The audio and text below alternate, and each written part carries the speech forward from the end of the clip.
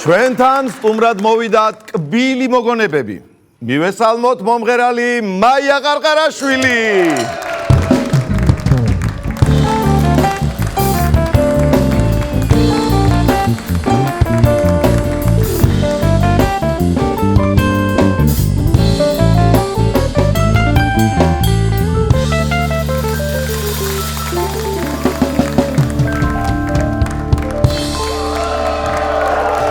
მოგესალმები მაია, დიდი მადლობა სტუმრობისთვის.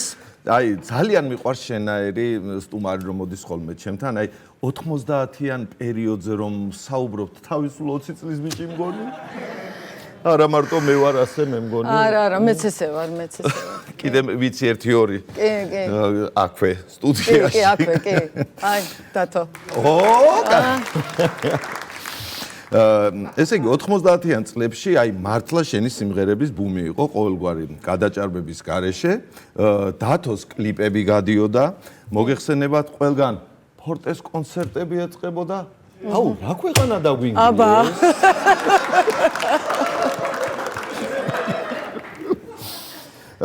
ისე მართლა აი უამრავი ვარსკვლავი შემიძლია ჩამოვთვალო 90-იანი წლებიდან და პური და სანახაობის ამბავი კი მოგეხსენებათ და სანახაობა ნამდვილად არ გვაქვს. აი პურის რა მოგახსენოთ?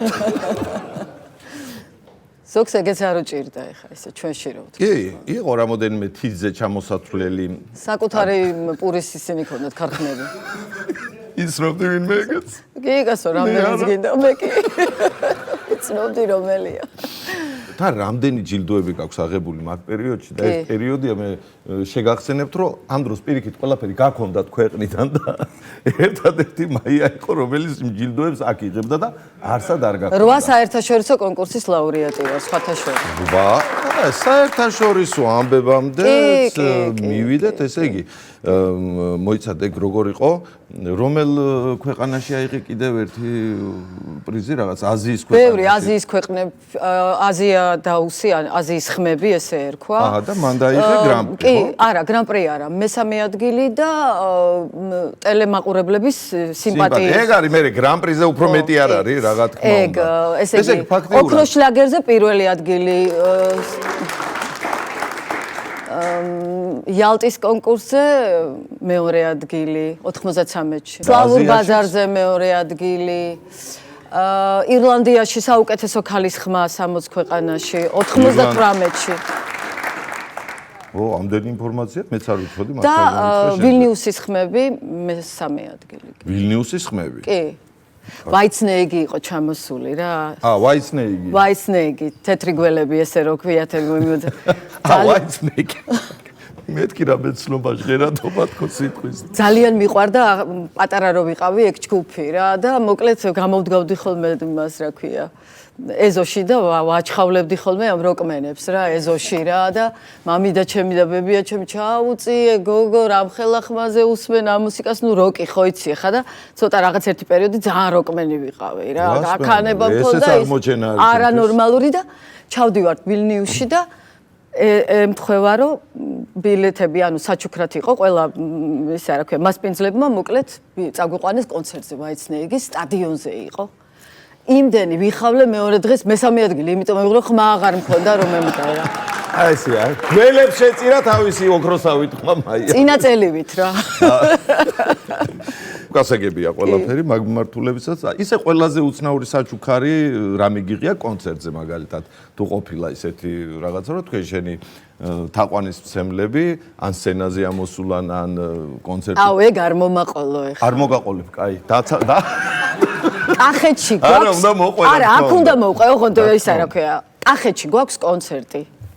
ოღონდ 91-12 წლებია რა. ხო, საუკეთესო წლები. კი და მთელი გურჯაანი და დავიწყეთ მე ქვემო ქისტაური, ზემო ქისტაური, მე ალვანიო, მე ისაო, მე ესაო და სადღაც ძალიან ზემოთა ვარ, სადღაცას აი არ ვიცი რომელ სოფელში, მაგასაც ახლა ესე შეგნებულად არ დავასახელებ და მოკლედ უკრავს ჩვენი ცნობილი ერთი კომპოზიტორი და ჩვენ მღერით სამხმაში რაღაცა სიმღერას და აი ძალიან ეტყობა ვიღაცა მთელი დღე იქეიფა რა დათვრა რამე და ამოვიდა რა ტიპი რა სცენაზე რა გასავსეა დარბაზი იყო და გაჭედილი 700 კაციანი დარბაზი ქონდა ჩვენ წარმოიდგინე და ამოვიდა და კაროჩე 4-ვეს ნესვის კევა დაგვირიგა რა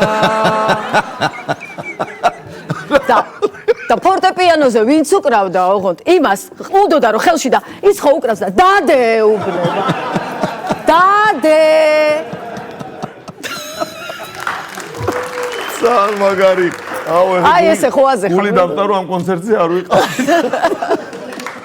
ნათქვამი გაქვს რომ ესე იგი მე რომ მღერი ჩემს მეუღლეს თვალები უბწყინდებაო რა და აი კარგია რომ იმ პერიოდში რაღაცა მაინც ბწყინავდა და რეალებდა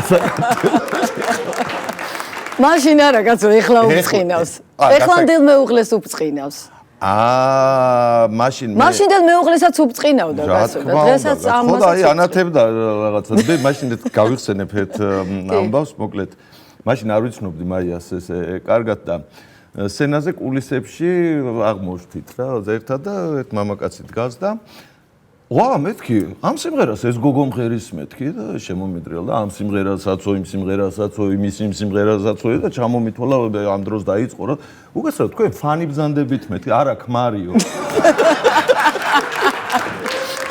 პროდიუსერი იყო და ყველაფერი იცოდა აბარა კი ბატონო ხო და ეხა ჩვენს მაყურებლებსაც ხონდა გავუბწყინოთ თვალები ავუნთოთ გულები და მოვეფეროთ და მოვესიყვარულოთ და გავახსენოთ ის ძალიან მაგარი სიმღერა რომელიც მე ძალიან მიყვარს და დარწმუნებული ვარ ჩვენ ტელემაყურებელსაც ძალიან უყვარს რუსა მორჩილაძის და თინა ნაცვლიშვილის სიმღერა თბილისო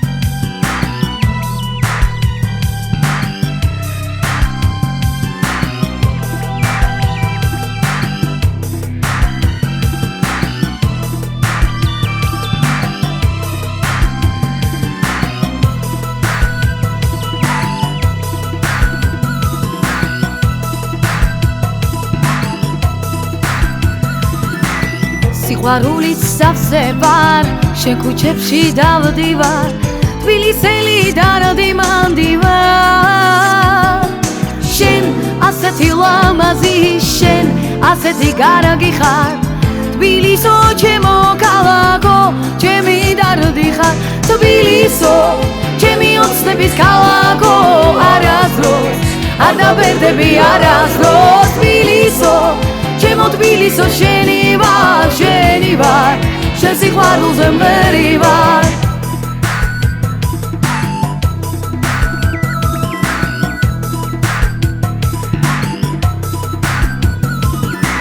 შენ ხომ ამდამადი ხარ სალოცავი ხატი ხარ შენ სიყვარულს დავადარებ და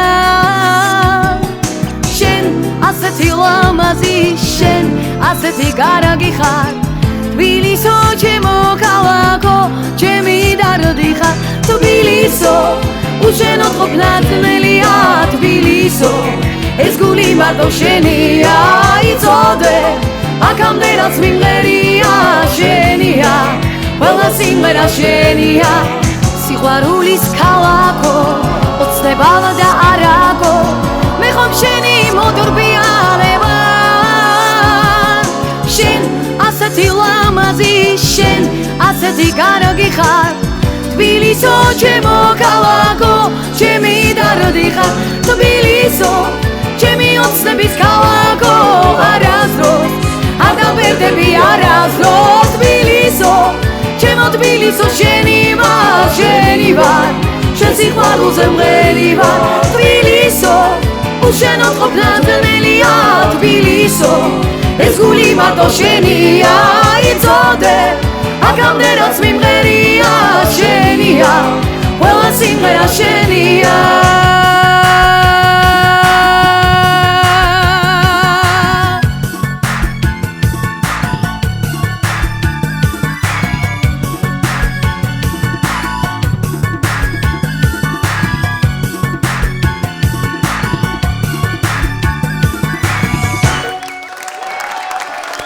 დიდი მადლობა, ჩვენი სტუმარი იყო მაია ყარყარაშვილი.